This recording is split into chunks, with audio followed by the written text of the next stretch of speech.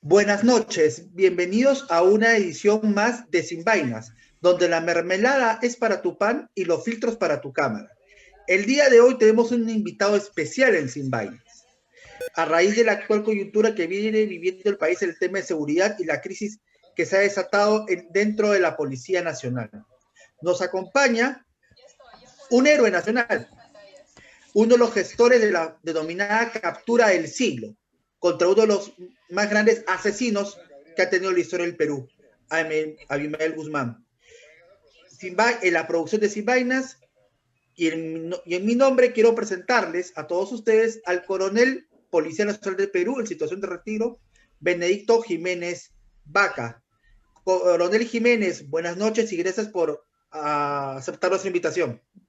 Muy buenas noches, gracias por la invitación. Para mí es un honor estar ante ustedes. Quiero saludar al panel que esta noche me acompaña, que van a hacerme las preguntas a Omi, a Alberto, a Ricardo, a Arturo.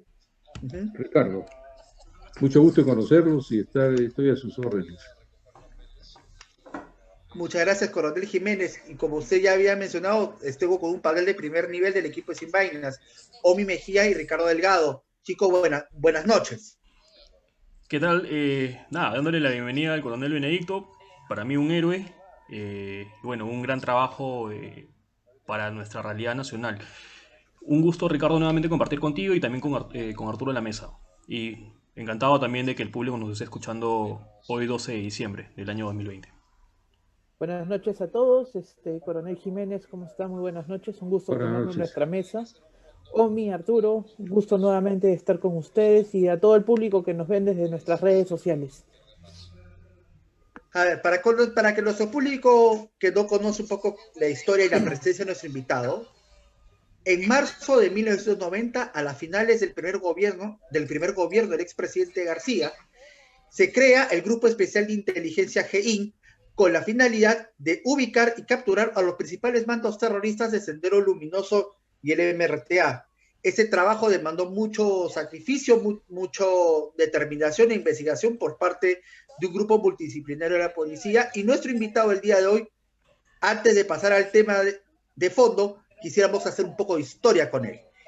Coronel Jiménez, cuéntenos, ¿cómo nace el GEIN? ¿Cómo ustedes lo seleccionaron? ¿Y cuáles fueron los primeros pasos que terminó el GEIN para tener la secuencia de éxitos que tuvieron que llegaron, por ejemplo, hasta la captura de Abimael Guzmán? El GEIN se crea el 5 de marzo de 1990, cuando todavía estaba el segundo gobierno aprista. Estaba Ana García y estaba como ministro Agustín Mantilla. Se crea como un grupo especial de investigaciones sin mayores, perspectivas, porque no pensábamos llegar a la captura del líder, solamente queríamos renovar y cambiar el método de investigación criminal, porque la investigación criminal es un método de trabajo. Queríamos cambiarlo y adecuarlo a las nuevas circunstancias. ¿Cuál era el cambio? Aplicar un principio importante en la investigación, que es: primero te investigo, te pruebo y luego te capturo. Nosotros éramos detectives, la mayoría de los que estábamos en la DINCOTE. Yo soy fundador de la Dirección contra el Terrorismo del año 81. Desde esa época estaba ahí y había trabajado casi 8 años, entre salidas y entradas, y tenía cierta experiencia como para crear un grupo de inteligencia, partiendo de este principio: primero investigar y luego detener, porque antes de eso éramos reactivos. Como de investigadores, traían a los detenidos, los interrogábamos, y a veces se cometían excesos también. Pero eso ya no funcionaba, y pensamos cambiar la metodología y aplicar otros principios del arte de la guerra de Sun Tzu. Es muy importante este libro, que nos basamos en él, como vencer sin luchar. Era otro principio, o sea, primero capturar al enemigo vivo antes que muerto, porque muerto solamente creas un mártir. Ese es el principio de Sun Tzu. Nosotros lo llamamos vencer sin luchar. Por eso que todas las capturas del GEIN fueron sin costo alguno, tanto para ellos como para nosotros. Ahora, a partir de la creación del GEIN se empezó a utilizar 4 factores clave para toda empresa, que es lógico, ¿no? Primero, un líder, tiene que haber un líder que dirija el grupo. En todo grupo humano siempre hay un líder, pero el líder no es aquel que sanciona, que grita más fuerte, sino el líder es como un maestro, un guía, que les enseña y después les exige. El líder es el que establece la estrategia también. La estrategia y la táctica van de la mano.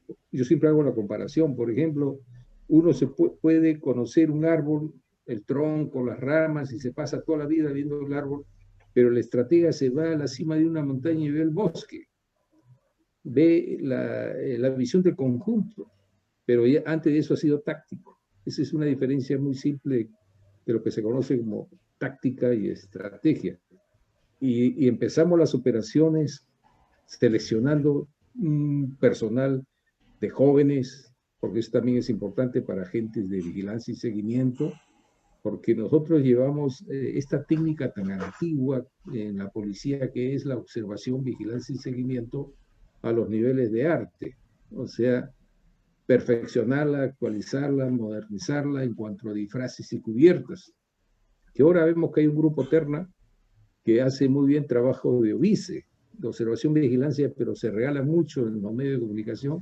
Eso rompe lo que es el compartimentaje y la seguridad. Yo siempre lo he recomendado, que ese trabajo es clandestino, es reservado, y el primer error es el último. O sea, no tienen por qué detectar a la gente cuando hace la OVICE, que es observación, vigilancia y seguimiento. Y después de ese factor también contar con una estructura moderna, tecnificada y de acuerdo a las circunstancias y la estrategia, probablemente, que la hace el líder.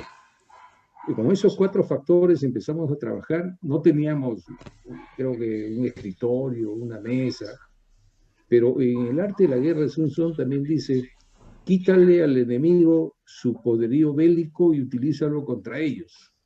Yo le decía a mi gente, le dije: mira, no tenemos máquina de escribir, computadoras, pero ellos sí tienen.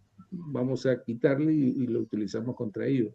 Y así la primera operación de inteligencia se hizo el 1 de junio del año 1990, donde llegamos a una casa en Monterrico, donde llegaba el líder a descansar y se llevaban a cabo las reuniones partidarias, como el primer congreso que se llevó a cabo entre 1988 y 1989, donde aparece Guzmán bailando sobre el griego. Ahí se realizó en esa casa y estábamos próximos a capturarlo, porque él vivía en una casa de Buenavista que estaba a unos 5 minutos de esa casa.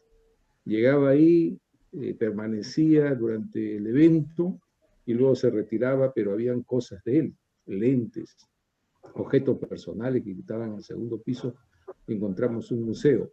Esa casa, esa operación fue el punto de partida de las operaciones siguientes, porque en la biblioteca se encontró un pequeño papel celosamente guardado, donde estaban los seudónimos de los principales dirigentes de Sendero, que eran de los aparatos centrales. Los aparatos centrales es como Estado Mayor. Eso lo guardamos con mucho recelo y poco a poco íbamos montando las operaciones, y apenas terminamos con la primera operación, nos embarcamos en la seguimiento y vigilancia del camarada Ricardo, que era Germán Teodato Hugo Juárez Cruzat, el número 4 de Sendero, y la segunda operación fue la operación Monterrico 90, en memoria la primera, y después siguió la tercera, que fue la Caballero, donde llegamos a la casa de Buenavista. Ahí, por ejemplo, muchos dicen que se escapó Guzmán, o se le dejó escapar, porque llamó Fujimori, llamó Montesinos a un general, y el general dijo que no. Mentira, todo es mentira, porque nosotros, cada operación era una enseñanza, una experiencia. Uno va aprendiendo. Cuando llegamos a la casa de Buenavista fue el 27 de noviembre de 1990, y el 3 de diciembre era cumpleaños de Guzmán. no teníamos dónde instalar la observación, vigilancia y seguimiento porque nadie quería prestarnos su casa. Estuvimos casi una semana buscando dónde instalar la vigilancia y no encontramos. Tuvimos grandes problemas. Después ya detectamos que se habían fugado a mediados casi de enero del año 90. Se habían dado cuenta de la vigilancia. Siempre hubo una duda, ¿por qué se fugaron? ¿No? Pero hay un libro, hablan los vencidos, derrotados, creo que es, donde entrevistan el autor entrevista a Elena Iparraguirre en la cárcel y le hace esta pregunta: ¿cómo se dieron cuenta ustedes si se fugaron? Y ella dice, la camarada Angélica Sala La Cruz, que era otra dirigente que estaba con ellos, cuando salió a comprar se dio cuenta de una camioneta azul. Y luego regresó, vio la misma camioneta con 2 personas y pasó la voz. Y por eso se fueron. Pero se fueron a una casa de San Antonio. Poco a poco hemos ido golpeando 10 operaciones de inteligencia antes de la captura del líder Abimael Guzmán, que se dio el 12 de septiembre de 1992. Cada operación fue exitosa, nos dejaba conocimiento y experiencia, porque en base al conocimiento nosotros íbamos desentrañando los misterios de esta organización que era netamente clandestina y secreta, hasta la captura de Guzmán, que fue el 12 de septiembre de 1992, pero hubo previos 10 operaciones de inteligencia, y todas se aplicaron en base a estos principios: primero investigar, luego detener, y vencer sin luchar, oportunidad y sorpresa, la previsibilidad es signo de vulnerabilidad. O sea, creamos como 12 o 15 principios que se aceptaban y se capacitaba a los agentes en el fiel cumplimiento de los principios, porque muchos preguntaron, ¿y por qué no lo mataron al líder? ¿No? Esa pregunta también me la hicieron a mí. Cuando me llamaron y dice, acá está el cachetón, yo dije, ¿qué hacemos?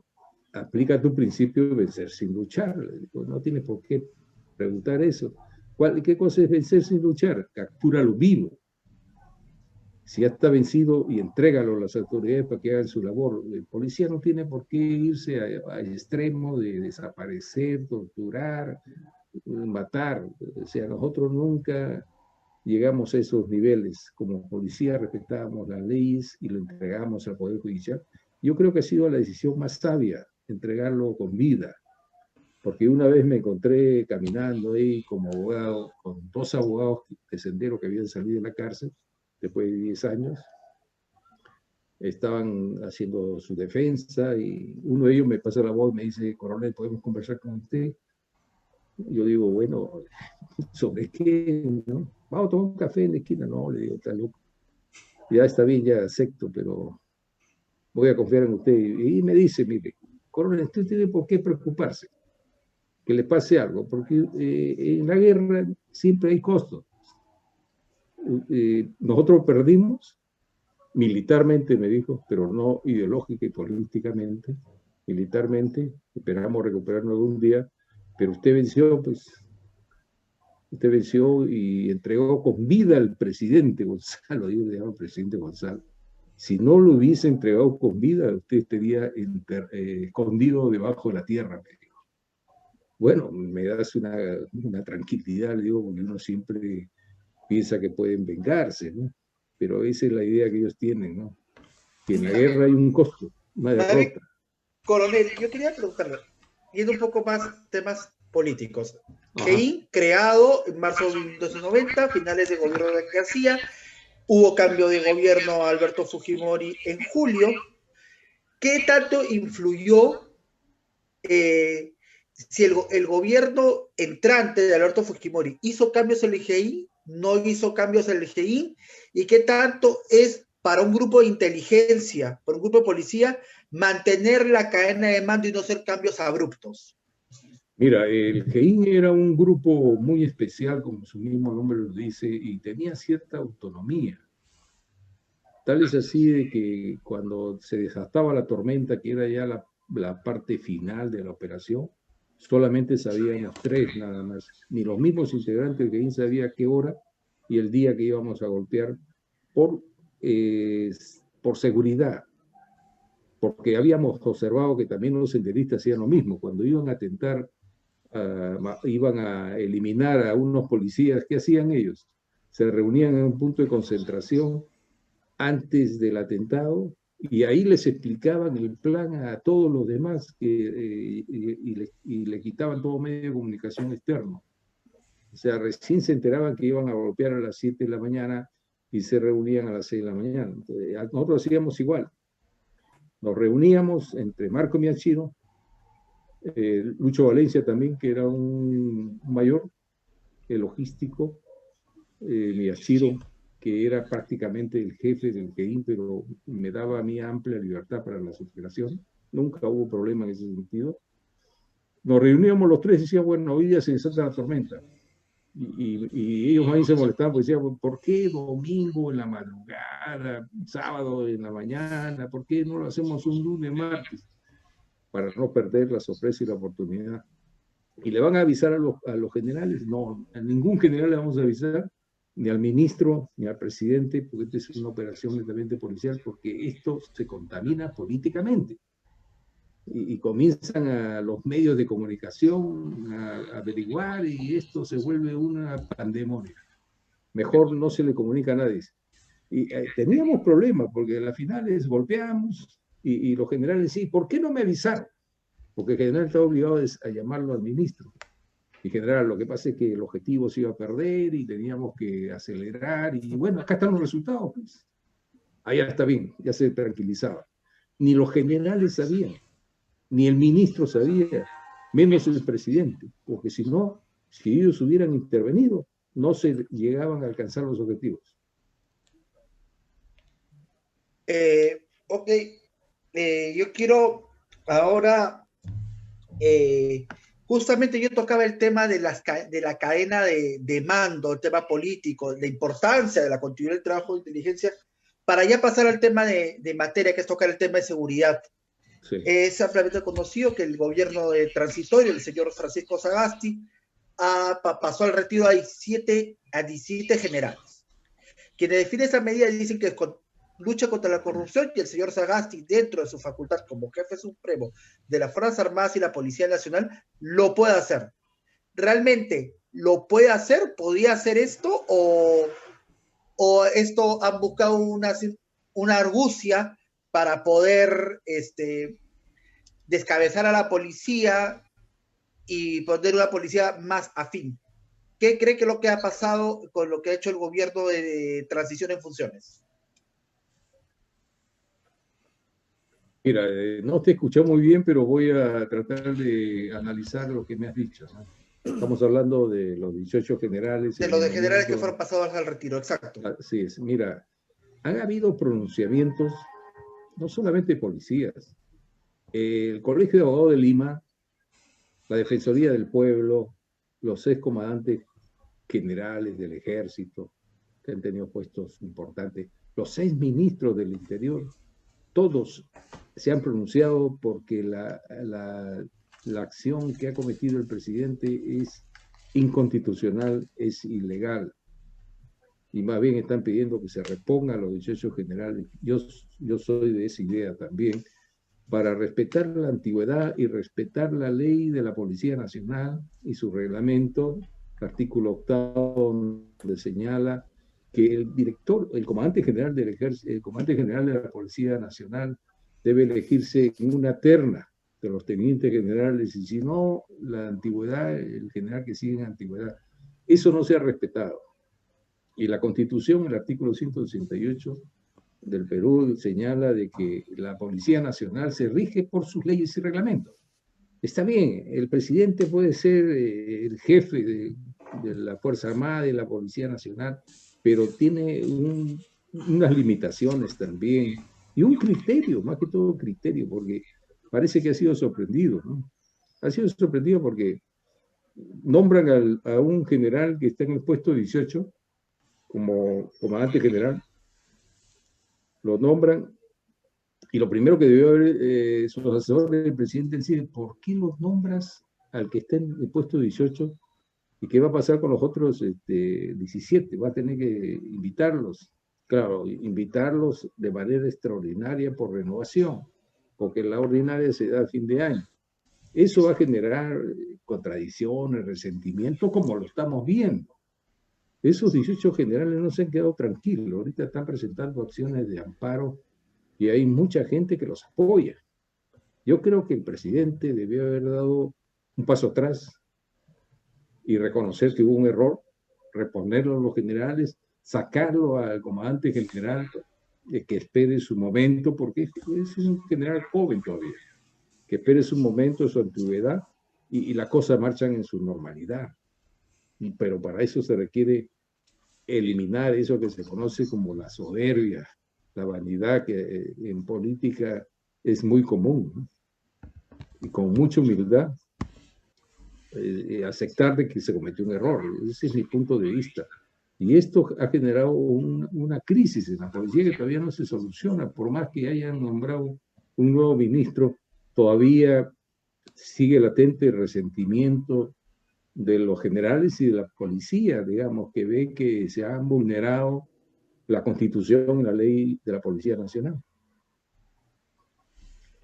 Bueno, Ricardo, ¿alguna pregunta para el coronel Jiménez? Sí, justo me llama mucho, me quedo con eso que dijo el coronel Jiménez, que se derrotó militarmente, pero ideológicamente aún no.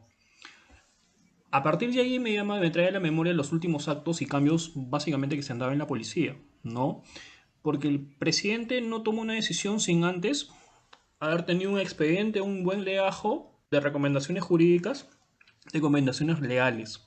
Y estas no las hacen si no vienen obviamente por un aparato organizado de abogados, de personas técnicas especializadas en lo que es materia tanto de la reglamentación de la policía y la ley, la ley orgánica de la PNP. ¿Cree usted que de pronto hay una especie de cuestión ideológica también, digamos, en estos cambios?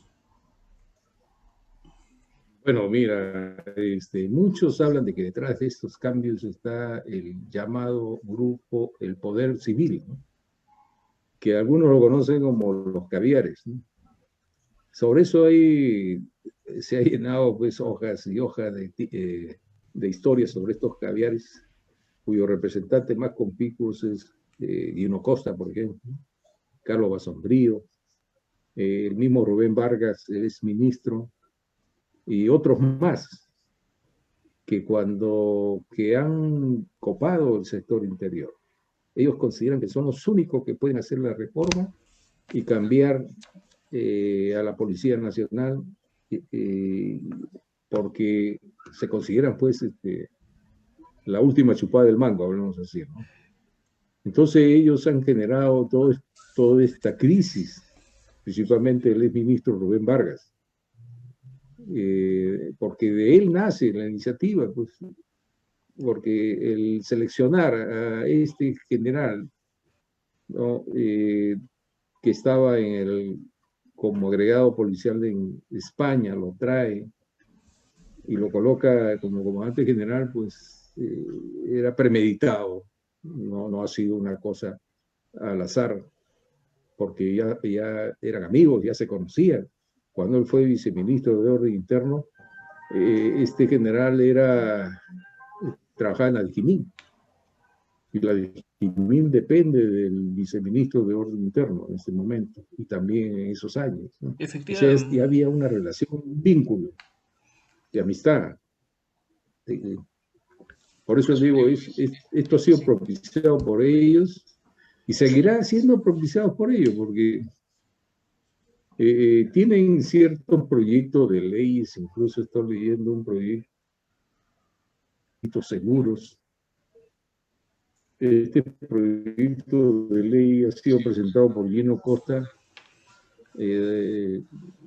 Alberto Belaunde y otro más, 3 congresistas, donde plantean que la policía, las comisarías deberían estar bajo la supervisión y control de los alcaldes. El comisario principal debería darle cuenta al alcalde, y el alcalde a través de directivas manejar a los comisarios. Esto se le conoce como la municipalización de la policía ponerla a disposición de alcaldes y sabemos que no todos los alcaldes son idóneos.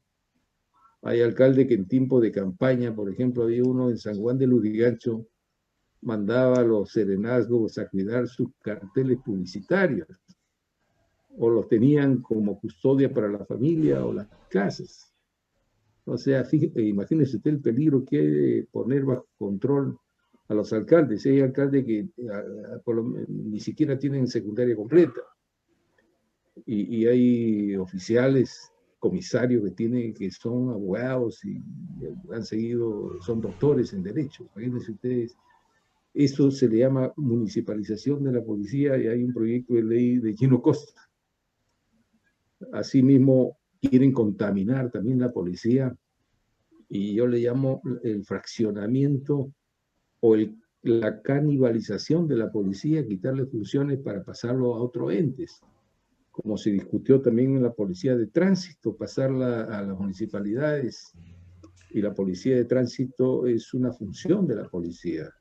No deben quitarle las funciones, más bien deben fortalecer y mejorar las funciones de la policía, porque yo siempre hago la comparación y cuando me encuentro con policía le digo, mira, si ahora no pueden controlar las bandas criminales y el crimen organizado es por culpa de ustedes mismos, le digo, porque la policía pudo controlar el terrorismo en una época ciega de violencia extrema, lo pudo hacer, ¿por qué no lo puede hacer ahora?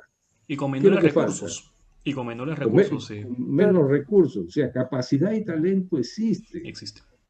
Pero siempre, yo digo, hay factores claves. Liderazgo, por ejemplo, uno de ellos, una buena selección de personal, una estructura moderna, tecnificada y estrategia. Si no hay esos 4 factores, olvídate, no consigues nada. Siempre me trae a la memoria también Gino Costa una frase desafortunada que lo dijo el año 2014, en la que él menciona que la policía se ha convertido en una fábrica de guachimanes.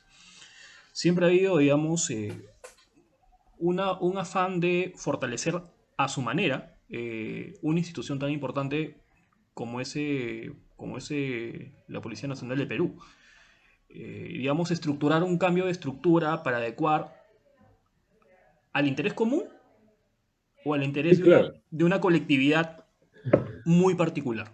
Bueno, también, ya que hablas de Gino Costa, también la infeliz frase que tuvo, y está el audio, donde dice que él no entendía por qué morían los policías, más por qué no morían los policías y sí los delincuentes. Claro. Es que cada quien tiene su propio paradigma. Por ejemplo, el presidente dice, no vamos a un paso atrás con los generales y van a continuar los gerentes civiles en el sector interior. Bueno, gerentes civiles van a manejar la parte administrativa. Esa es la idea. Esa idea se la vende ¿quién? Rubén Vargas, al presidente actual. Porque él no tiene por qué saber, ¿no? Lo que pasa es lo siguiente, que muchos consideran que los gerentes civiles están vacunados contra la corrupción y que ellos son menos corruptos que los mismos policías, porque ha habido casos aislados de la policía indudablemente, pero no puedes tú a todos ponerlo en un solo saco, una sola bolsa.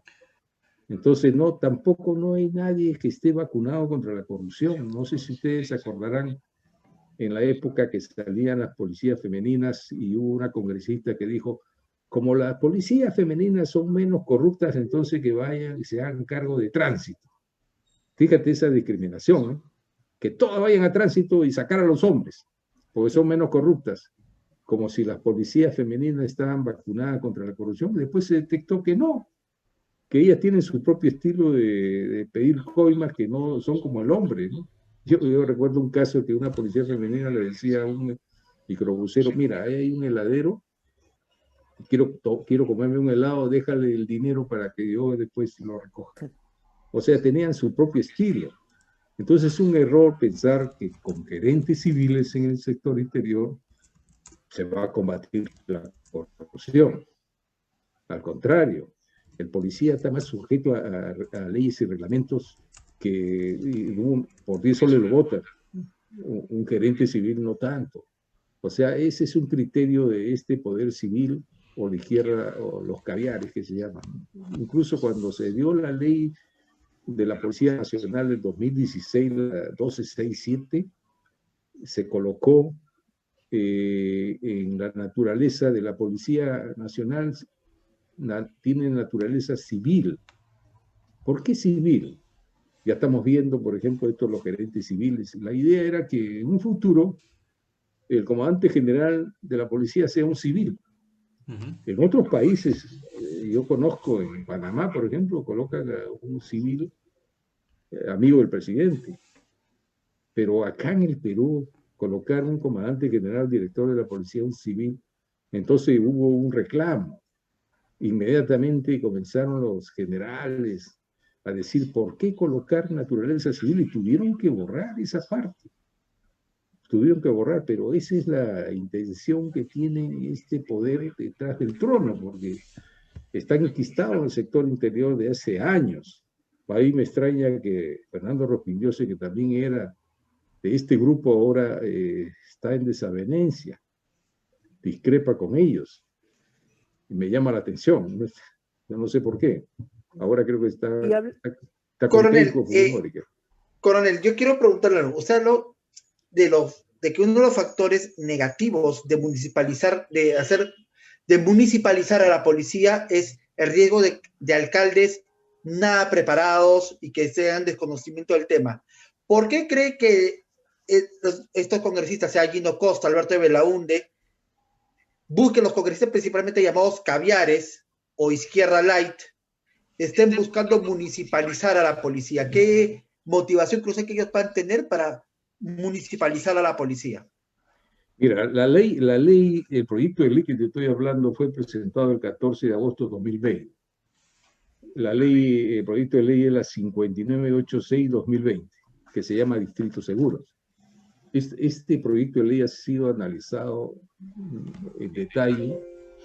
Fue motivo de una entrevista incluso con otro abogado que tiene su propio programa, y lo discutimos esto, analizando cada artículo de esta ley, la número 5986, donde establece que el alcalde controla y supervisa el trabajo de los comisarios, o sea, una especie de comisaría principal.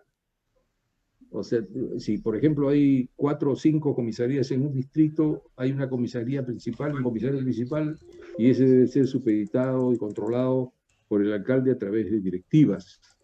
Asimismo, se crea una especie de jefe provincial metropolitano también, que compite con el jefe de la región Lima. O sea, también está bajo sus órdenes, sus directivas. Eso es lo que se conoce como la municipalización de la policía. La constitución política solamente habla de que debe cooperar la policía en el tema de la seguridad ciudadana. Debe cooperar, pero no estar subordinada. Es un peligro también eso, que esté subordinada. Incluso habla este proyecto de ley que debe darle cuenta al alcalde con cuánto personal cuenta y con qué logística y qué planes viene desarrollando. Eso es lo que se le conoce como municipalización de la policía. ¿El serenazgo sería una especie de policía municipal, un paso a municipalización o no? ¿O es algo completamente diferente? El serenazgo es completamente diferente. Ellos, su sueldo se le paga el alcalde, le deben lealtad al alcalde, o sea, es muy diferente. No tiene nada que ver. Y más bien la policía, este mismo proyecto de ley dice que la policía debe participar con el serenazgo en la seguridad ciudadana de manera gratuita. No solamente en el patrullaje, sino también en el ambiente donde están las cámaras, las 24 horas. Yo no sé por qué gratuitamente, porque el policía está mal pagado. Aceptemos que el policía debe ganar 3.500, 4.000 soles, ya con años de antigüedad, ¿no? Con los descuentos apenas llega a 3.000 soles. Y vende su franco y vende sus vacaciones para compensar en algo el magro sueldo que tiene, que le dura para 15 días nada más. Entonces, la municipalidad le pagaba al policía que hacía servicio de patrullaje distrital con el Sereno. Ganaba, ahí tenía un dinero que ganaba el policía, pero ahora dice, este proyecto dice gratuitamente. Yo no sé si los policías querrán hacer ese servicio porque hay comisarías que no tienen personal, ni ellos mismos tienen personal y gratuitamente que hagan el patrullaje distrital con el Sereno. Yo creo que, primero, que no van a estar motivados. Segundo, de que no van a querer hacerlo. Porque hablemos claro, la policía gana muy poco. Y ese es el gran problema de todas estas reformas, de todos estos planes que se han desarrollado, porque nosotros hemos tenido grandes planes, que todos han sido fórmulas fallidas, ¿no? El último plan de Barrio Seguro, por ejemplo, que es una idea de esto, de poder civil, que lo presentó PPK, Barrio Seguro como la panacea del tema de seguridad ciudadana, es un fracaso. Anteriormente, me recuerdo bien, en la época de Alan García, un director de la policía planteó un plan telaraña, que era peinar un distrito a través de motos, extendiendo redes y vehículos. Fracasó.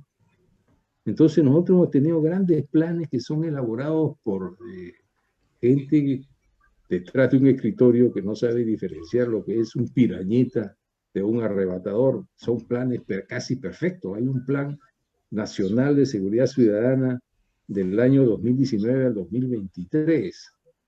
Fíjate, y he estado analizando ese plan elaborado detrás de un escritorio con gente que gana cerca de 30.000 soles, que se podría pagar hasta 8 o 10 policías con ese sueldo, que no saben diferenciar lo que es un sicario con un extorsionador. O sea, la gente experimentada no hace estos planes. Por eso que no funciona el tema de la seguridad ciudadana.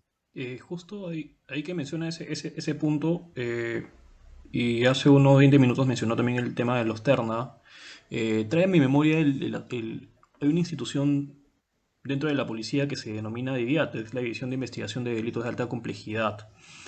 Digamos, son Terna, mucho en los temas de medios se escucha mucho el grupo Terna, también se escucha mucho esta división de alta complejidad, DIVIAT, pero por otro lado se intenta de alguna manera dinamitar, mal o bien, hay intereses de por medio definitivamente, estas dos instituciones. Luego, se quiere cambiar la estructura, modificar un poco el andamiaje, los niveles de altos mandos, pero finalmente llegas a la conclusión de que la municipalización de la policía no es una buena medida, porque tienes alcaldes que provienen de partidos políticos Claro. que en el papel o formalmente son partidos políticos, pero materialmente no se comportan como tales. Entonces, ¿qué es lo que nos espera? Si estas medidas que son trabajadas no de hace un año, sino son trabajadas hace más de 5 o 10 años atrás, porque finalmente el ministro o el viceministro no llega solo, llega con un equipo organizado que viene trabajando dentro de las instituciones y dentro de la administración pública no hace un año, sino hace mucho. Y estas medidas no son de la noche a la mañana. En política no hay casualidades. Sí. Tú hablaste del grupo Terna y la de DIVIAC, la División de Apoyo de Investigación de Delitos de Alta Complejidad. De alta complejidad. La DIVIAC, que muchos le dicen que es el brazo político del Ministerio Público, ¿no? Sí. Bueno, también hay gente que le tiene aprecio, como también tiene sus propios detractores, ¿no? Exacto. La de DIVIAC. Incluso acá tenemos no sé cuál es en qué nivel se encuentra ya la policía, porque ha escalado de manera impresionante el Colchado. Chao, claro. Impresionante, También, ¿verdad? Creo que tiene, no sé, ha escalado rápido. Sí, no, y estaba proyectado para general. Exacto. Así, entonces, mira, la DIVIAC hace buen trabajo, ¿no? Hace buen trabajo y está de acuerdo al Código Procesal Penal, artículo 333, donde debe crearse una organización policial para apoyar al Ministerio Público, pero a veces el Ministerio Público son sus jefes. Pues. Mira, si analizamos la intervención que hicieron con Alan García en su casa, esa intervención fue pésima, mal planificada y la dirigió un fiscal. Entonces, ahí se cometió un error, porque Alan García tenía ese mismo día a las 11 una declaración en el Ministerio Público. ¿Para qué allanar la casa? Pudieron haber esperado que vaya al Ministerio Público y ahí detenerlo, como hicieron con aquel. O sea, parece que el que dirigió esta operación fue el fiscal y lo hizo tan mal que a la final le dieron la oportunidad y la opción para que se mate a Alan García. Porque yo lo he conocido a Alan García, he hecho 2 campañas para el APRA en el tiempo del Congreso, en la municipalidad, y era una persona extraordinaria, una mente poderosa, un hombre muy culto, muy inteligente. Entonces, gran orador. Ahora la pregunta es ¿por qué se mató? ¿No? Indudablemente uno se pone en sus pies y nunca vas a poder entender tú por qué se suicida una persona, por qué se le cruza en la mente, pero yo pienso que se deprimió y él no se veía mostrado con un chaleco, con marrocas, un hombre que ha sido 2 veces presidente y prefirió quitarse la vida. ¿No? O sea, era una decisión que sorprendió a todo el mundo, porque los verdaderos generales se conocen en las caídas y en las levantadas, y no siempre historias. Puede caer, pero puede levantarse. Ahí se conocen los verdaderos generales. Pero eso es un error que se cometió Fiscalía de DIVIAC, porque ahí intervino también un grupo de la DIVIAC. Bueno, yo considero de que un nuevo gobierno debe replantear la estructura y el trabajo de la DIVIAC para quitarle esa contaminación política y la subordinación al Ministerio Público, principalmente el Ministerio Público, que ahora son superfiscales, superdetectives, superjueces. O sea, el nuevo Código Procesal Penal se ha hecho como para ellos. Hacen la investigación concreta y material de la investigación del delito. Si quieren, utilizan a la policía o no. O sea, se ha trastocado los roles del Ministerio Público y la policía en el nuevo Código Procesal Penal. Y no hay las grandes capturas, como aquellas que usted realizó. Dicen que gran culpa la tiene el nuevo Código Procesal Penal. Entonces muchos bregan para que la policía recupere el titularato de la investigación concreta y material de la investigación del delito y que el Ministerio Público se dedique solamente a una dirección jurídica y el aporte de la prueba, como debe ser, ¿no? Pero ahora, como ellos intervienen en la parte concreta y material, entonces no se avanza. Los fiscales tienen carpetas fiscales como arrumadas en el escritorio y no avanza la investigación. O sea, tiene que haber un replanteamiento y una reforma del nuevo Código Procesal Penal. Coronel, quería pasarle la posta a Ricardo. Ricardo, ¿alguna pregunta al coronel Jiménez? Ricardo. Creo que Ricardo sacó. Sí, ¿alguna pregunta, Ricardo, al coronel Jiménez?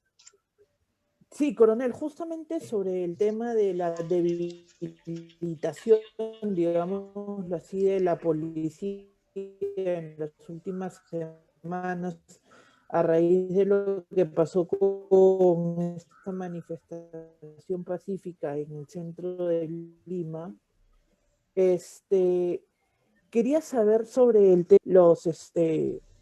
las manifestaciones de los agricultores, los transportistas, etcétera, ¿no? Y se decía de que la policía no tenía como, quien dice, las herramientas necesarias para poder llegar y sacar a los manifestantes de ahí, ¿no? Mi pregunta va por el lado de, con esta debilitación que se le ha hecho a la policía, más los malos comentarios que se han estado haciendo al respecto, o sea, lo que quieren es cambiar lo que es la Policía Nacional del Perú, o qué es lo que ve usted, ¿no? Como una persona experta en el tema con respecto a todo esto. Bueno, mira, para analizar los objetivos que persigue algunos grupos, ¿no? Porque detrás de eso hay cerebros que están pensando. Es interesante leer este libro negro de la nueva izquierda de Nicolás Márquez y Lajo, creo que es un chileno, muy bueno para Argentinos, entender, argentinos. Ajá. argentino muy bueno para entender qué es lo que busca esta nueva izquierda del siglo XXI, ¿no? Donde habla de la hegemonía y la articulación, ¿no? De grupos sociales de diferente lugar y idiosincrasia y características se juntan y pierden la identidad hacia un objetivo común. Me parece muy interesante la tesis de estos argentinos. He estado leyendo ese libro para entender estos movimientos sociales, pero detrás de estos movimientos sociales está el nuevo sendero, el sendero de Guzmán, que no queremos aceptarlo, pero ellos están detrás porque han sacado publicaciones ellos de que el presidente actual representa a la gran burguesía y representa a los grandes explotadores del país, o sea, ya lo han caracterizado, ¿no? Y que debe haber una nueva constitución y una asamblea constituyente, porque ellos están de acuerdo en sus objetivos. Ellos le llaman la democratización de la sociedad peruana y la lucha por las reivindicaciones que viene en el año 2000 con estos organismos generados o de fachada que son los brazos políticos como el Movadef y el FUDEC. Son dos brazos políticos. O sea, ellos están detrás de esto porque se han dado cuenta de un detalle. Así como el libro negro de la nueva izquierda plantea de que las guerrillas han dejado de lado las balas y ahora se han dado cuenta que las masas son explosivas. El mismo Guzmán, en un escrito que tuve acceso de hace muchos años, él decía, ya no tanto las armas, ya no tanto las balas, ahora hay que montarse en las masas, porque las masas son arena de contienda y hay que velar por los derechos fundamentales y las reivindicaciones de las masas, porque las masas son explosivas. Entonces ellos se han dado cuenta que realmente las masas pueden cambiar el sistema y ya no tanto un coche bomba o un arma. ¿Se dan cuenta ustedes cómo han cambiado su forma de pensar? Entonces detrás de estos movimientos están estos grupos como instigadores y han encontrado un terreno fértil. Como decir, hay mucha leña seca en la pradera. Todo se ha complicado con la pandemia, la situación económica, hay cerca de 8 millones o 9 millones desocupados. Entonces todo es la larva, es la leña seca para encender la pradera. Todo se ha complicado, hay conflictos, casi 189 conflictos sociales a nivel nacional, pero detrás de eso está Sendero, justamente. Yo siempre lo he dicho, hay que tener mucho cuidado con el sendero de Guzmán y el sendero que está en el BRAE. Ese sendero del BRAE que se ha separado del grupo de Guzmán, cada cierto tiempo mata soldados y policías. Y cada vez escuchamos, murieron 4 soldados, murieron tantos policías, se han quedado lesionados por las minas que han colocado. Efectivamente, ese sendero de Bray también es peligroso. Y si queremos llegar a un bicentenario, tenemos que destruirlo, eliminarlo, acabarlo, minimizarlo al sendero de Bray, que yo lo veo más peligroso que el grupo de solución política que está en el campo de ideológico y político, nada más. Pero sí, estamos viendo que instigan a la masa, movilizan a las masas porque está de acuerdo a su principio que es democratización de la sociedad peruana y luchar por las reivindicaciones de las masas. Y una consulta, por ejemplo, tenemos los héroes olvidados del Brain, por ejemplo, ¿no? Y ahora la gente toma como héroes a los manifestantes y todo ello, ¿no? O sea, ¿por qué no también comenzar, como quien dice, verdaderamente pues la mayoría de los jóvenes pues parece que de historia no saben mucho y como usted estaba hablando pues hay que temerle más al sendero que se viene, ¿no? Que es las grandes masas y la muchedumbre cuando salen a hacer sus manifestaciones, ¿no? Pero, o sea, ¿qué pasó, por ejemplo, con estos héroes del Drive, ¿no? O sea, son muchachos en su mayoría que salen a combatir al narcoterrorismo y muchas veces pues ni siquiera regresan al cuartel de donde salen, ¿no? No hay ni un mural de ellos, si ya tienen un mural. Claro, si no más bien tenemos un sendero muy Claro. abierto para ellos. Claro, mira, la culpa la tiene el Estado y también el Ministerio de Educación, porque indudablemente en las escuelas, en las universidades se debe enseñar la situación del terrorismo, la vivencia que hemos tenido, el terrorismo, los daños que han causado y cada quien que ha muerto, digamos, en lucha debe tener un rostro. A veces es un número nada más. Decimos, han matado a 2 soldados, pero ¿quiénes son esos 2 soldados? Uno es de Apurímac, el otro tiene familia, es casado, tiene hijos, o sea, hay que darle un rostro humano a nuestros mártires, héroes que mueren en la lucha, ¿no? Pero no, el Estado no hace. Ni siquiera hay un lugar para recordar su memoria de ellos, pero si vas al lugar de la memoria, donde encuentras tú a la extrema izquierda ahí adorando a sus mártires. A sus mártires, y nosotros no tenemos un parque donde estén los nombres de todos aquellos que han fallecido en manos de las organizaciones terroristas y su historia, su biografía, también es importante. Eso tiene que hacerlo el Estado. Coronel Jiménez, justamente ahora usted, que esa conversación me da lugar a 2 preguntas. La primera es, se venció el terrorismo en el tema militar, pero estamos hoy por hoy ante una nueva forma de terrorismo. O sea, ya no vemos el famoso campo a la ciudad. Tenemos cómo el terrorismo considera que no se ha hecho un frente en el tema cultural, de la academia, periodístico, para hablar del terrorismo por un tema político, ideológico, con tal de borrar a un gobierno que acabó hace 20 años, que sacó el famoso informe de la Comisión de la Verdad, y ahí se empezó como a maquillar al terrorismo, al llamarlo conflicto armado interno, y a los grupos terroristas como partidos políticos levantados en armas. Estamos en la guerra cultural. Claro.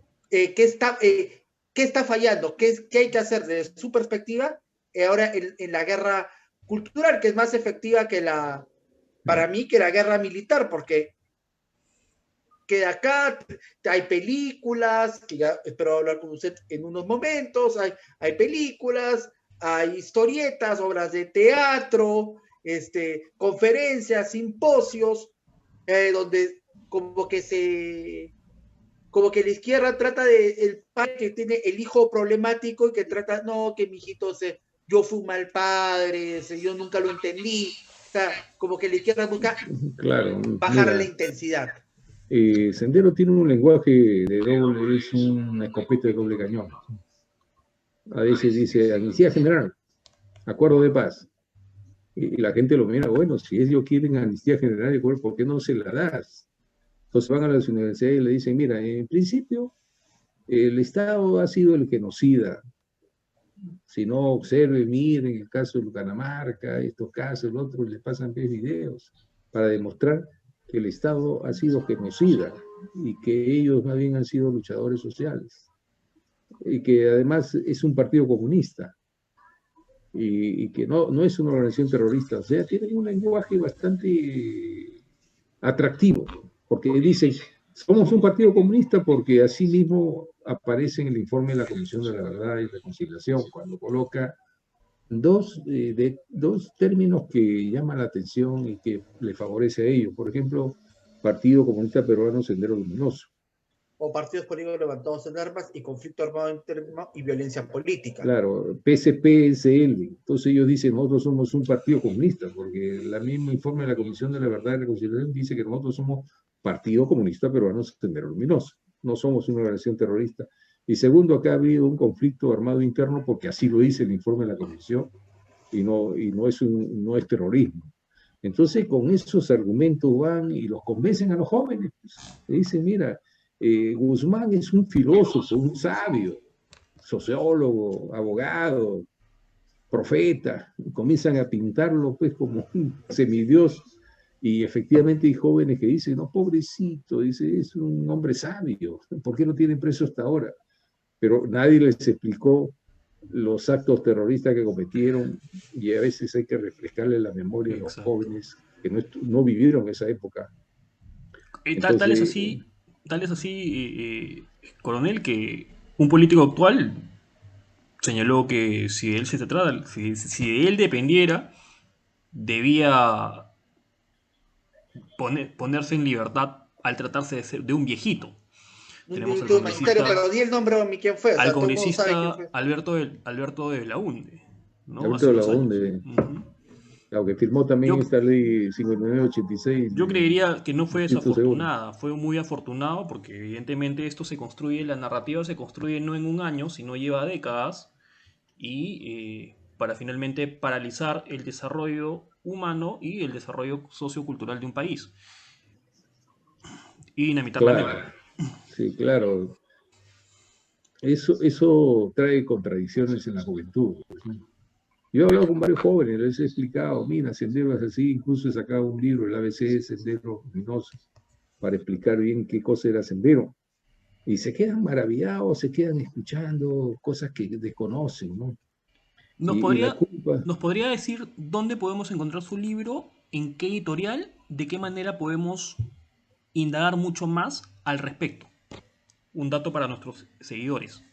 Mira, he colocado el primer tomo del ABC de Sendero en ISUE. ISUE es una plataforma editorial que tú lo puedes buscar ahí, ISUE, I-S-U-U-E. ISUE Benedicto Jiménez, o el libro Origen, Desarrollo y Ocaso del Terrorismo, y está el primer tomo, para que todo el mundo pueda leerlo y bajarlo incluso. Y estoy por levantar también el segundo tomo, es un acceso público, porque estas cosas tienen que estudiarse y conocerse, ¿no? Claro, efectivamente. Excelente. Seguramente lo invitaremos nuevamente para que también nos comente este libro. Yo quería también preguntarle a usted, hablaba de la narrativa que la policía, que también mató, que también el policía es tan criminal como el terrorista. Es la nueva narrativa que la izquierda ha empezado y ha tenido, lamentablemente que reconocerlo, ha tenido éxito. Y esto lo hemos visto en el tema de Inti y Brian. La pregunta es, ¿quién mató a Inti y a Brian? ¿Quién fue? Dicen que la narrativa de los medios y de mediática y de las redes dicen que fue la policía. Yo le quiero preguntar, ¿la policía pudo haber sido la policía o no fue la policía? En primer lugar, siempre debemos respetar y considerar la memoria de los caídos de cualquier nivel o clase, y transmitirle a su familia un sentido pésame. Hasta que no se descubra, hay que darle el beneficio de la duda a la policía o a los manifestantes. Y ese es un problema que se ha quedado congelado, porque ya la policía debió haber nombrado un equipo de investigadores, y hay muy buenos investigadores en la policía que trabajen con eficacia para descubrir este crimen y hacerle conocer la opinión pública para de una vez encontrar los responsables, porque se generan muchas interrogantes, dudas y prejuicios, ¿no? He escuchado incluso la policía es asesina, mata. Entonces, se genera esa falacia de generalización muy peligrosa. Pero mientras no se descubra, siempre va a existir la duda. Y ese es el problema del sector interior, de la misma policía, que no ha nombrado un equipo de investigadores para que de una vez descubran esto de manera franca, cabal, ¿no? Sin ocultar. Estos son los responsables y han sido identificados. Caiga quien caiga. Caiga quien caiga. Pero no veo yo, hay una desidia, hay una dejadez en eso. ¿Usted cree que sea intencionada esta desidia? O sea, de no nombrar esa comisión de expertos que usted menciona para saber quiénes mataron realmente a estos dos jóvenes en los hechos de violencia de mediados de noviembre. Hay decir, ¿el gobierno cree que el gobierno está buscando que quede el halo de duda sobre la policía? Lo hemos visto con el anterior, el ministro saliente, ¿no? El general que estuvo ahí, Luber Aliaga, que sí estaba detrás de descubrir quiénes estaban los autores, lo demostró con imágenes incluso en el Congreso, pero no le gustaron, pues tú mismo lo dices, muy pocos quieren aceptar la verdad de los hechos, lo mejor no, los autores no es la policía. Entonces, eso no conviene para ciertos intereses, ¿no? Pero este ex ministro estaba detrás y había nombrado un equipo de investigadores para eso, porque también es de procedencia de la PIP, ¿no? Incluso, No, incluso, incluso estos videos que fueron propagados hace unas semanas, ya se conocían desde hace más de un mes. Han sido, bueno, a mí me ha llegado por WhatsApp incluso los videos de estos que mencionó el exministro, también los videos de un ciudadano extranjero que filmaba y veía cómo las personas destruían el pavimento para de allí hacerse instrumentos para poder tirar piedras. A veces las redes sociales son muy dañinas, pero otras veces también te despiertan de alguna manera ciertas curiosidades o videos o información que no son propagados en los medios tradicionales.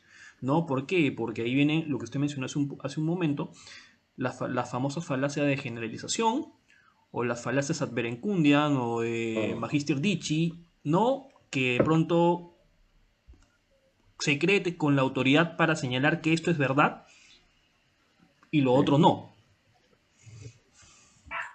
Mira, hay un criminalístico, Edmond Lorca se llamaba, que casi todos los policías hemos leído de él. Edmond Lorca es el padre de la criminalística moderna. Ujú.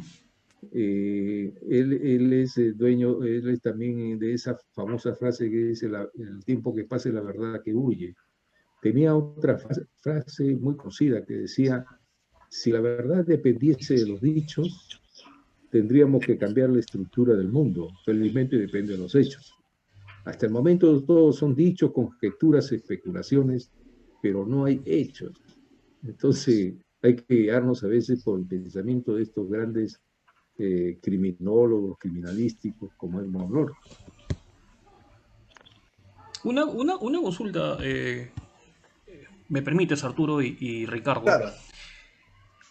A veces, y quizás algunos amigos míos de algunas organizaciones políticas van a sentir un poco la pegada. Veo yo que la guerra cultural y la guerra ideológica también de la izquierda, o incluso ciertos grupos que se denominan de derecha, se han visto invadidos internamente por personas que manejan la ideología un poco de polarizar la política y sobre todo grupos progresistas y de izquierda que están dentro de partidos que se denominan de derecha o de centro, ¿no? Porque es una manera también de poder, de manera organizada, copar todos los estamentos de la política y de la administración pública también, porque finalmente de eso se trata, ¿no? No puedes cambiar una sociedad si de pronto no tienes primero el voto o designas a una persona de confianza en la administración pública.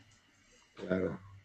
Eso se conoce como implosionar dentro de las instituciones y explosionar el sistema democrático. Cuando hablan de implosión, yo leía el discurso que dio Duberlit, el ex presidente de la Corte Suprema, antes de pedir Duberry su Rodríguez, retiro. ¿no? Que fue Ah, diputado en del 85-90, tengo entendido. De la antes de izquierda pedir unida. su retiro, De la izquierda unida. él, Izquierda Unida. él dijo lo siguiente, como una advertencia, dijo, hay 800 infiltrados que son del Movadef en el Poder Judicial, Ministerio Público. 800 infiltrados. Wow. Eso se conoce como implosionar las instituciones de adentro y lo otro son explosionar las instituciones de afuera. Es parte de la estrategia de estas organizaciones de Sendero Luminoso, estoy hablando de Sendero, Uh-huh. del Movadef, del FUDEP, por eso hay infiltrados en todas las instituciones. Y esto también se descubre cuando, por las actitudes de algunos fiscales o jueces, cuando ven a un policía o un militar, tratan de descuartizarlo con eso que se conoce como odio de clase. Yo una vez hablando con el general de la DINCOTE le digo, ¿por qué no haces el árbol genealógico de todos los familiares que murieron en el frontón? No con ánimo de echarle la culpa por lo que han hecho sus familiares, porque cada quien responde por sus actos, sino por saber dónde están. No está como este caso del exministro Rubén Vargas, Vargas con su medio hermano Zenón. Que tenía medios hermanos, creo, ¿no? Tres eran senderistas, ¿no? Uno murió en el frontón, Julio Wilfredo, y el otro era Zenón Vargas, que era una especie de coordinador, y una hermana que está exilada en el extranjero. O sea, él ha estado años pasando piola, como quien dice, y así como él, ¿cuántos habrán? Porque demuestran ese odio de clase, ¿no? Contra las instituciones, la policía principalmente, y quieren destruirla, implosionarla desde adentro, ¿no? Es peligroso. Por eso eso es una labor que tiene la inteligencia antiterrorista, descubrir dónde están todos estos personajes, ¿no? Y sobre todo a puertas del Bicentenario. Claro. ¿Dónde está el servicio de inteligencia a puertas del Bicentenario? ¿Qué está haciendo la inteligencia? Claro, y esa es parte de la inteligencia operativa que yo le conozco. La inteligencia estratégica es de alto nivel para la toma de decisiones, ¿no? Pero vemos que no es así, porque hay conflictos sociales que debieron haberse previsto antes que suceda. Esto de los agricultores de Ica, por ejemplo, todo el mundo sabía que tenían problemas, que estaban mal pagados, pero ¿quién soluciona? ¿Quién previene? Tienen que explotar las cosas para recién tomar las riendas. Y ese es el problema de quién, del Consejo del Primer Ministro, que tiene un área de manejo de conflictos. Yo no sé qué cosa manejan conflictos, ¿no? Porque explosionan los conflictos y recién toman medidas, cuando eso era muy simple, ¿no? Buscar que prevenir. Esto también pasa con la seguridad ciudadana también, ¿no? Por ejemplo, hay una seguridad ciudadana educativa a través de los medios de comunicación. Por ejemplo, la gente quiere saber cuáles son las últimas modalidades de estafa. ¿Tú crees que algún medio de comunicación le hace conocer a la ciudadanía estas modalidades para que prevengan y no cometan esos mismos errores que cometen los otros? No. Deberían los medios de comunicación también hacer conocer estas medidas de seguridad en cuanto a la prevención, o decirle al ciudadano, cuando camine por la calle no saque su celular, pues, o sea, guárdenlo y busque un lugar seguro para comunicarse. La mayoría de los robos de celulares es porque están peinando la zona y descubren que están haciendo uso del celular y ahí les arrebatan. O sea, esas son medidas preventivas de seguridad ciudadana que no se observan, no se miran. Y los medios de comunicación tienen gran parte de la culpa de esto. Hablando de Zenón, del hermano del señor Rubén Vargas, Zenón Vargas, se decía que prácticamente él despachaba con Nayib Guzmán, y quiero saber si es que realmente fue que él cayó aquel 12 de septiembre de 1992 junto a la cúpula de Sendero Luminoso. Y ya la otra pregunta, continuando con el tema de la captura, pero ya un tema un poco más del espectáculo. La película La Hora Final. Usted, o sea, el personaje de Bardales, era usted, que interpretado por Toño Vega. Esta película, ¿qué tanto cercana a la realidad estuvo? ¿Cómo usted la vio? ¿Con qué direccionamiento vio que tuvo esta película? Y también la película da a entender que ustedes como GEIN tuvieron apoyo de la CIA. ¿Lo tuvieron o no lo tuvieron? Bueno, son tres preguntas en una. Voy a empezar con la primera. Sí. Pero no olvidarme, la primera es Zenón Vargas. Zenón Vargas, así es. Zenón Vargas era un coordinador nacional entre la dirección central, que era Guzmán y Eleni Parraguirre, su conviviente, ahora son ya marido y mujer, y los comités regionales o zonales, por ejemplo, el Comité Regional del Sur, del Norte, Oriente.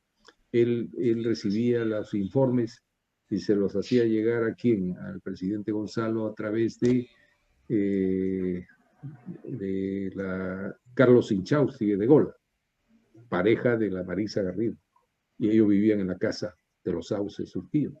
O sea, él antes de ser coordinador lo trajeron de Comité Regional del Centro, que era Junín, Huancayo. Ahí era el segundo del Comité Regional del Centro, camarada Arturo, y mando político en los destacamentos de Huancayo. O sea, tenía un alto cargo. Lo trajeron porque estaba quemada Angélica Sala La Cruz, que estaba en el entorno del presidente Gonzalo. Entonces lo trajeron a él para que la reemplace. Él cayó a la 1 de la tarde el día sábado 12 de septiembre, antes de allanar la casa en los Sauces y capturarlo a Miguel Guzmán. Cuando cae él se encuentran regalos, cuadros, whisky que tenía que entregarle a Carlos Inchausti para Gonzalo, que le mandaban de las cárceles, principalmente de la luminosa especial de combate. O sea, tenía un nivel muy alto, ¿no? Y ya eso nos dio una idea de que estábamos próximos para la captura de Guzmán. O sea, él, fíjese el nivel que tenía Zenón Vargas Cárdenas, era un nivel muy alto. La segunda pregunta era relacionada a la película La Hora Final. Sí. Yo tuve la oportunidad de hablar con el director de la película y le hice la pregunta de qué tanto de verdad, porque yo he sacado una obra también que es la captura de Miguel Guzmán, ¿no? Él la tenía, donde narro yo en detalle cómo se capturó y se creó el GEIN también. Entonces le digo, ¿qué tanta verdad puede existir en esta película en cuanto a los hechos? Y él me dice, bueno, un 70%, el resto es historia para amenizar o entretener. Y efectivamente hay parte que no es de acuerdo a la realidad, como hay una agente que tenía un hermano que era terrorista. Eso, por ejemplo, no es verdad, ¿no? Pero por otro lado, he visto la película, es bastante amena, rescata muy bien algunos hechos y personajes, y el Toño Vega hace un buen papel representándome a mí, ¿no? Incluso de las canas, los bigotes, todo, pero está muy edulcorado, ¿no? Para mí, porque cuando uno maneja policías, pues tienes que ponerte firme a veces y a veces ser buena gente, pero no siempre uno buena gente. A veces vienen los ajos y todo eso. Entonces yo lo he visto muy edulcorado, muy suave, lo he visto. Yo incluso le cuento como anécdota, una vez llevó un agente que había colisionado un vehículo que utilizábamos en la vigilancia, lo había destrozado prácticamente. Llegó a buscarme compungido, me dice, jefe, fíjese, se había tomado sus tragos, le digo, mira, a partir de ahora, desaparéceme, no, yo ya no existo para ti, yo no lo sancionaba, desaparece, ve, haz lo que quieras, digo, ya no existo ya para ti. Lo peor que puede existir digamos, en una relación de jefe subalterno es que la política del hielo. Se sorprendió. Fuera de acá, digo, vete, no quiero verte. Al día siguiente, ya jefe, ya arreglé el vehículo, perdóneme, voy a las operaciones. No, le digo, no quiero verte. Bórrame de tu vida. Entonces, esa era la forma de tratar a la gente, ¿no? Y pues suave, pero a veces hay que tensar un poco la soga.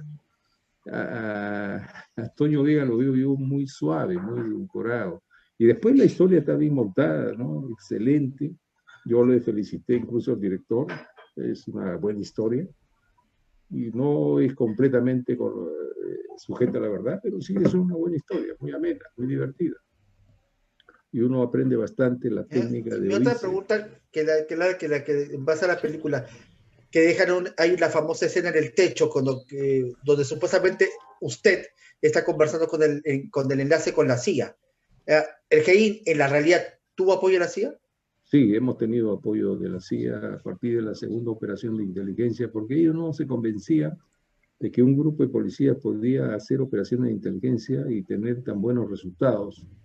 La CIA apoya a cualquier grupo de inteligencia del país, siempre y cuando demuestren eficacia y eficiencia en los resultados y utilicen bien el apoyo económico que ellos dan, que no era gran cosa, ¿no? Por ejemplo, nos daban a nosotros como grupo de inteligencia unos $10.000 mensuales, que servía para los viáticos del personal y para la cuestión de reparación de vehículos, adquisición de equipos. Utilizábamos más que todo en el alimento diario de los agentes. ¿Por qué eso viene, como yo les expliqué, eso viene desde la guerra de baja intensidad? Después que perdió Estados Unidos la guerra con Vietnam, desarrollan toda esta doctrina de la guerra de baja intensidad. Y si ya no nos vamos a meter a luchar en el país amigo, vamos a contribuir y apoyar a la inteligencia para que ellos hagan su trabajo. Más o menos ese es el criterio de la guerra de baja intensidad. Ahorita ellos están desarrollando esa doctrina. Ahora, apoyan, por ejemplo, la lucha contra el narcotráfico por la cuestión de la guerra de baja intensidad. El enemigo es común, ¿no? Y buscan aliados nada más y le dan el apoyo. Pero eso sí, son muy celosos en la forma de utilizar los recursos que ellos dan. Incluso trajeron a gente con experiencia para que nos enseñen la observación, vigilancia y seguimiento. Yo recuerdo que trajeron a un ex policía británico para que nos enseñe, que al final es el ex policía Norman, creo que se llamaba, aprendió de nosotros, porque los agentes de la policía son muy creativos, muy trabajadores. Con una pequeña máquina se metían en los asentamientos humanos y traían información. En cambio, el norteamericano, si no tiene su equipo, no camina. Ellos tienen que tener buenos equipos, buenos vehículos. Nosotros no. Con lo poco que teníamos, salíamos triunfantes. Entonces ellos observaban la capacidad, el talento y la creación de los agentes de inteligencia peruanos y se quedaban maravillados, maravillados. Decían, yo tengo que reconocer que ustedes son especiales. Tienen un poder de iniciativa y creatividad que yo no he visto en ningún otro país. Así decían los gringos.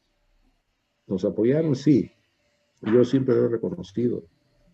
Gracias a eso. Y fíjate, cuando me avisaron que Guzmán había caído, fue un sábado a las 8:45. Claro, en la oficina donde yo estaba, que le llamaban La Fortaleza, estaba un gringo que le decíamos Superman, por la característica física que tenía del Superman, ¿no? Stevie, no sé qué.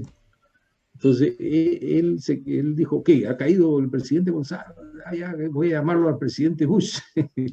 Y el primero que supo de la caída de Gonzalo fue Bush. Sus padres, ¿no? Padre, claro. Antes de Fujimori, antes de Montesinos, ¿no? Interesante, después, o sea, el primer presidente que supo no fue Alberto Fujimori, sino fue George Bush padre. George Bush padre, claro, porque el gringo inmediatamente comunicó a la embajada y el embajador al presidente Bush. Y todavía en ese entonces Montesinos estaba en una embajada y Fujimori estaba pescando en un río en la selva, ¿no? Ellos se enteraron después fíjate cómo se dan las cosas, ¿no?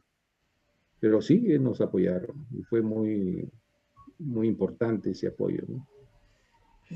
Obi, Ricardo, ¿comentarios finales? Sí, bueno, a modo de reflexión, ¿no? Usted como un ex miembro del GEIN, bueno, y como un héroe nacional, ¿qué nos espera qué buscamos o cuál es la visión que usted tiene y una recomendación o consejo para los jóvenes para construir un mejor Perú a puertas del Bicentenario?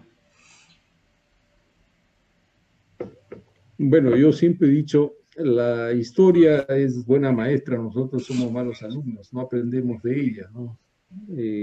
Pero gran parte de la culpa la tenemos nosotros que hemos visto y hemos vivido un poco más. No le contamos, no le hacemos conocer cómo pasamos esa época. Quizás algunos padres le cuentan, porque he encontrado jóvenes que están bien enterados porque su papá le contó, pero el Estado no tiene una política para hacerle conocer la situación que hemos vivido, ¿no? Los cochebombas, los atentados sangrientos, las pérdidas económicas que hemos tenido. Muchos jóvenes, digamos, no conocen, no saben.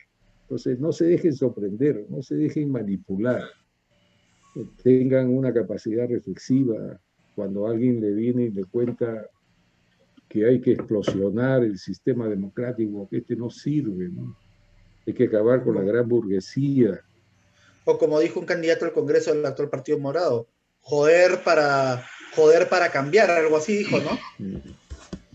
Ellos sí. Tienen una consigna de acabar con la gran burguesía. La gran burguesía es, por ejemplo, el grupo Romero, que en la época de Sendero Luminoso atentaban contra los bancos de crédito, porque ellos son dueños de bancos de crédito, en serie, para derrotar, acabar, destruir la gran burguesía. Imagínate que traten de conseguir ese objetivo. Entonces, ¿quiénes son los dueños que manejan los medios de producción? La gran burguesía. Ellos aspiran a eso y dicen que el presidente actual es representante de la gran burguesía, que hay que derrotarla, acabarla, destruirla para conformar un sistema diferente. Fíjate, eso es lo que he leído en las publicaciones de este grupo de Movadef, y que también se ven en las pancartas y en los carteles que en estos movimientos de los jóvenes, que uno le pregunta, ¿y qué cosa es la gran burguesía para ti? No saben. O sea, no saben el concepto de la gran burguesía, pero ahí están. Se dejan convencer, manipular, y esa gran parte de la culpa la tenemos los adultos del Estado, que no les hace conocer la realidad que hemos pasado, y siempre es bueno estos diálogos, estas conversaciones. Ricardo, comentarios finales.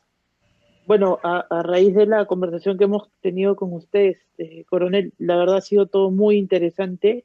Gracias, y recomendar nuevamente pues también a nuestros oyentes y que ellos transmitan pues a sus familiares, conocidos, amigos, pues de que tiene usted, acá nos dijo que había una editorial ISUE, ¿no? Para poder buscar su libro y poder comprender un poco más y puedan entender las futuras generaciones, las nuevas generaciones, mejor dicho, sobre lo que fue Sendero Luminoso, ¿no? Ya que algunos años atrás en una entrevista de estas que hacen en la calle, pues le preguntaron a una joven, creo, y luego a un joven también sobre quién era Abimael Guzmán y decían que simplemente era un preso político, ¿no?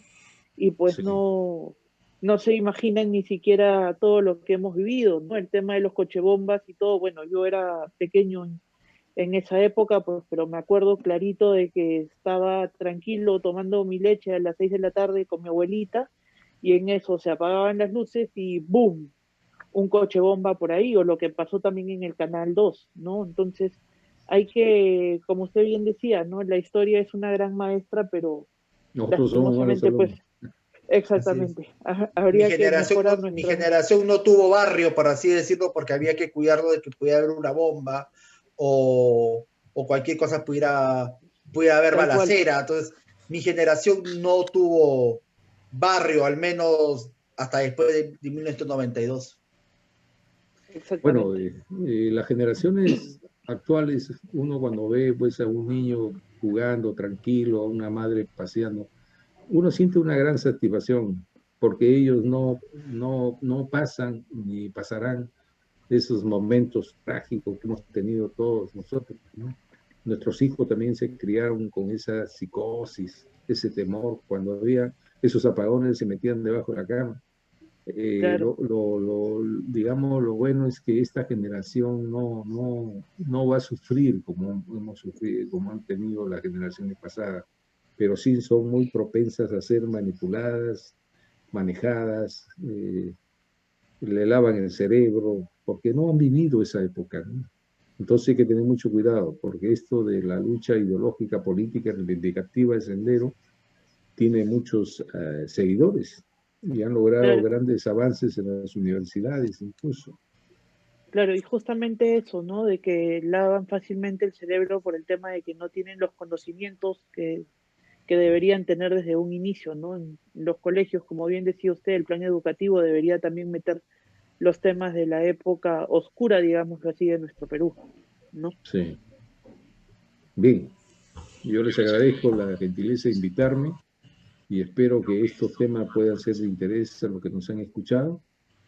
Y bien, lo felicito por tocar estos temas que son muy interesantes. Yo sé que algún joven debe estar reflexionando después de haber escuchado todo esto.